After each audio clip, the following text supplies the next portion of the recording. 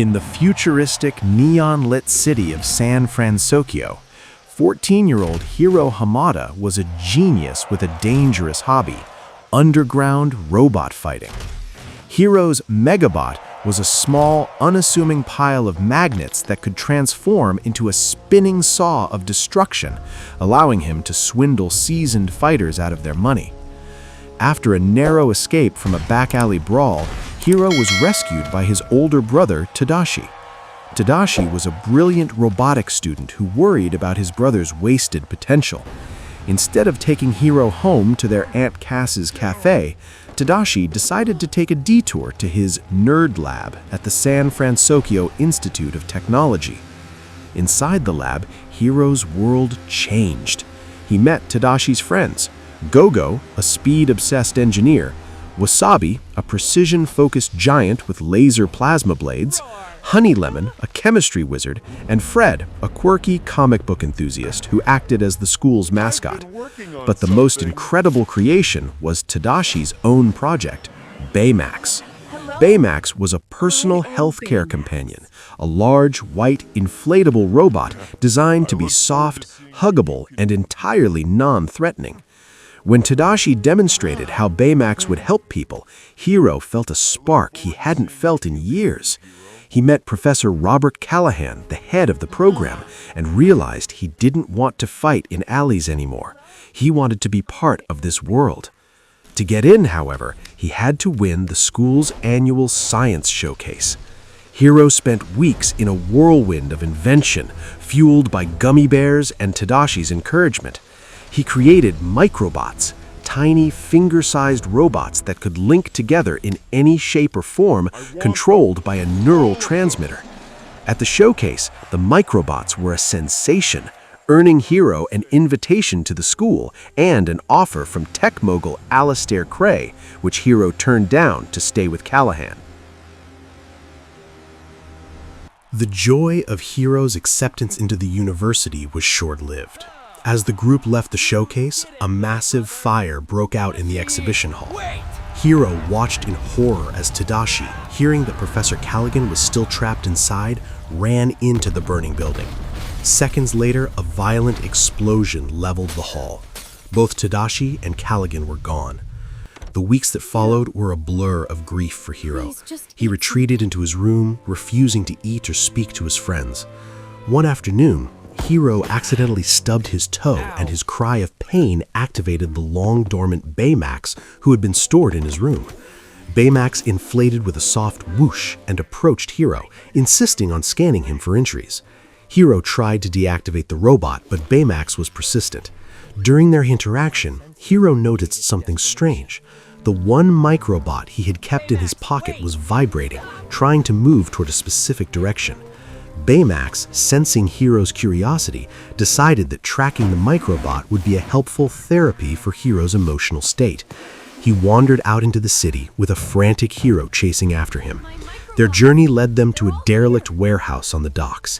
Inside, Hiro was shocked to find a massive assembly line secretly manufacturing thousands of his microbots.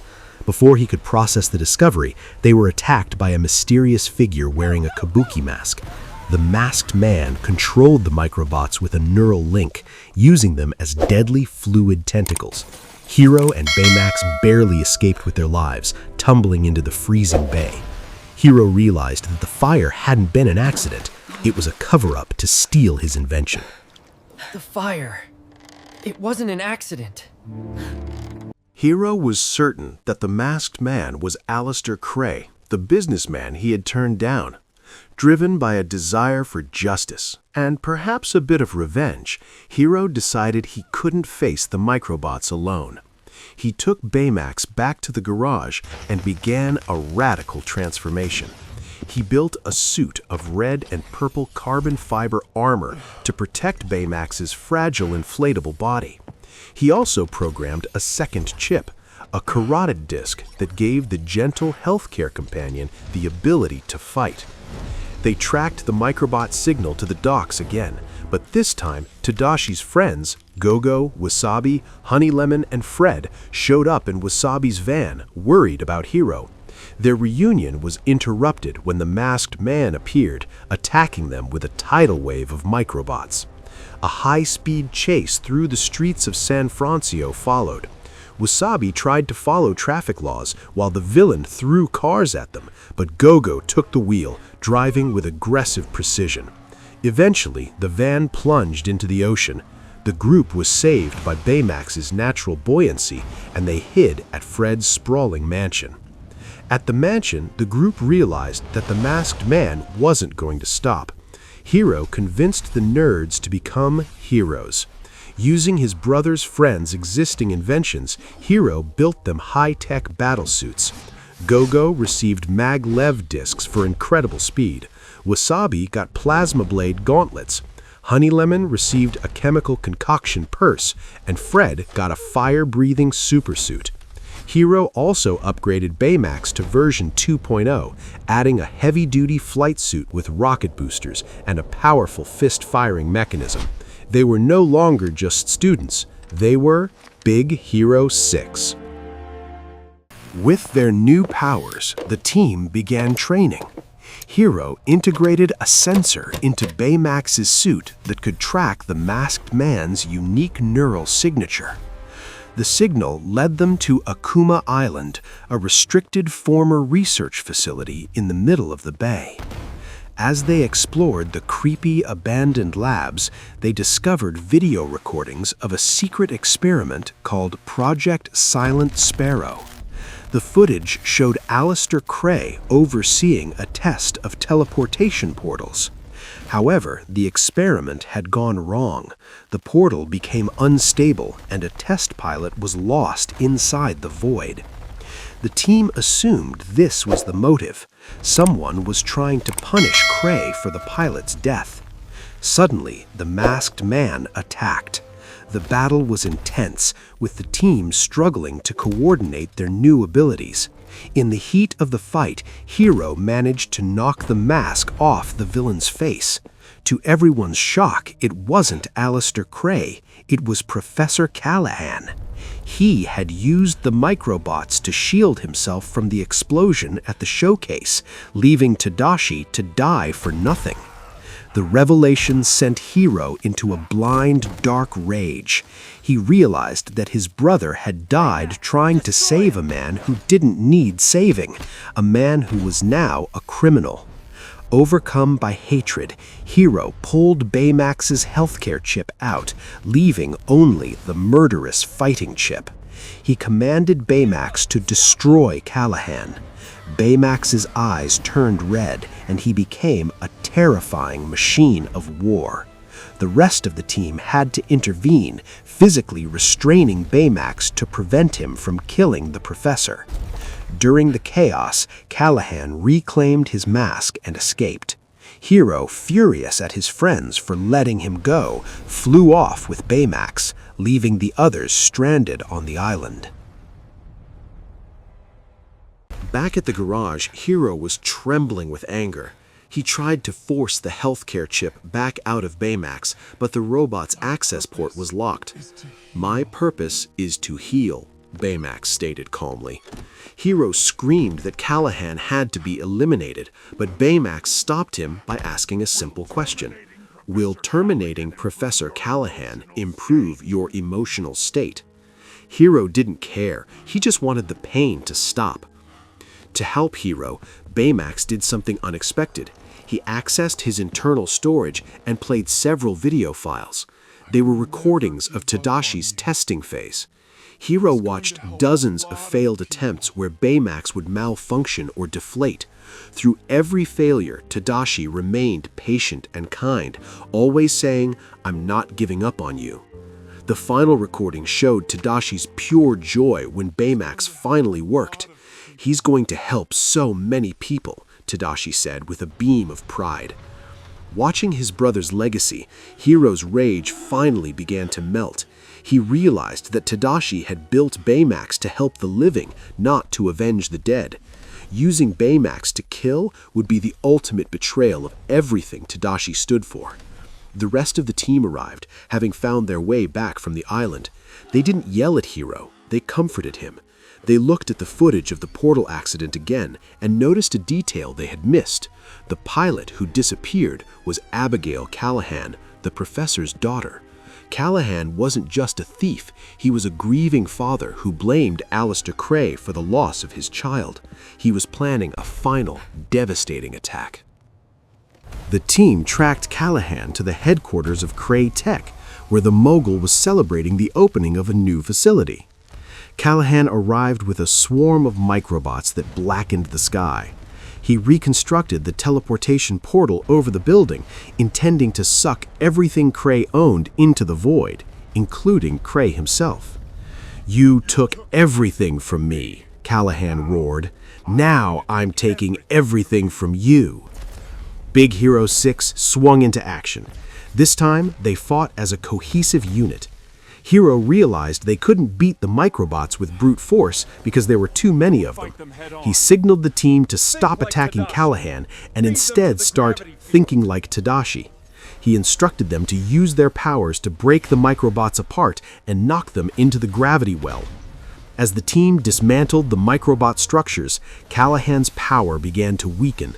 Go-Go looped around the pillars, Wasabi sliced through the support beams, and Honeylemon created a slippery floor that made the magnets slide.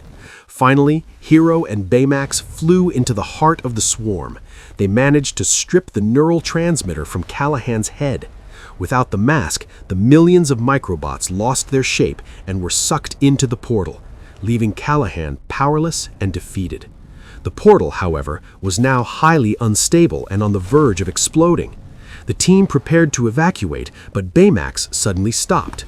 His sensors had detected something deep inside the portal's dimension. "I detect a female life sign," he said. "She is in hyper-sleep." Abigail was still alive. Life signs detected. In a state of suspended animation. Without hesitation, Hiro and Baymax dove into the swirling vortex of the portal. Inside, they found a surreal landscape of purple clouds and floating debris. It was a place where time and space seemed to have no meaning. They spotted Abigail's small scout ship drifting in the chaos. Baymax used his thrusters to reach the ship and began to push it back toward the exit. However, the journey out was even more dangerous. Massive chunks of the laboratory were being sucked in, crashing around them like meteors. A huge piece of debris struck Baymax, damaging his thrusters and shattering his armor. They were only a few hundred yards from the exit, but they had lost their momentum. They were drifting further into the void, and the portal was seconds away from collapsing forever. Baymax looked at Hiro, his robotic mind calculating the only remaining option. He could use his rocket-powered fist to launch Hiro and Abigail's ship through the portal, but he would be left behind. Hiro realized what Baymax was planning and began to cry. "No, Baymax, I'm not leaving you," he sobbed, clutching the robot's white arm. But Baymax was calm. He asked the required question. "Hiro, are you satisfied with your care?" Hiro knew that if he said yes, Baymax would deactivate his primary drive and execute the final command. Hiro didn't want to say it, but he looked at the sleeping Abigail and thought of Tadashi. With a broken voice, he whispered, "I am satisfied with my care." Baymax fired his rocket fist, sending Hiro and Abigail soaring out of the portal just as it imploded into nothingness. Back in the real world, Hiro was a hero, but his heart was heavy. Abigail was reunited with her father before he was taken away by the police. Callahan's expression was one of regret as he saw his daughter was safe. Life in San Francisco eventually returned to a new kind of normal. Hiro moved into Tadashi's old lab at the university, surrounded by his brother's notes and his new friends. One day, while Hiro was looking at the rocket fist that had saved his life, he noticed something tucked inside the robot's mechanical grip. It was Tadashi's healthcare chip, the green disc that contained Baymax's entire personality and memories. Baymax had made sure to save his soul even as he sacrificed his body. With a surge of excitement, Hiro went to work. He rebuilt the inflatable skeleton, the armor, and the sensors. When he finally slid the chip into the port, the robot inflated and blinked its simple black eyes. "Hello, Hiro," it said. "I am Baymax." Hiro threw his arms around his friend, realizing that while he couldn't bring Tadashi back, he could keep his brother's spirit alive by helping others. Together with Gogo, Wasabi, Honey Lemon, and Fred, they continued to protect the city. They weren't just a group of nerds anymore. They were Big Hero 6. As they soared over the bridge and into the sunset, Hiro finally felt at peace. He knew that wherever they went, Tadashi was watching, and he was proud. The boy who started in an alleyway bot fight had become the guardian of the city, proving that the greatest superpower of all isn't technology, it's the heart of the person who creates it.